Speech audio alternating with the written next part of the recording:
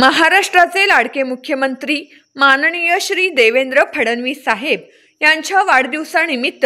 संदीपाबा गिड्डे पाटील यांच्या संकल्पनेतून व विशाल गिड्डे यांच्या प्रयत्नातून करोली टी येथे जिल्हा परिषद शाळा नंबर 1, शाळा नंबर 2 तसेच जगताप वस्ती व पाटोळे वस्ती या ठिकाणी शालेय विद्यार्थ्यांना 1800, प्रत्येक विद्यार्थ्याला 5 वह्या वाटप करण्यात आल्या। यावेळी भाजप किसान मोर्चाचे महामंत्री माननीय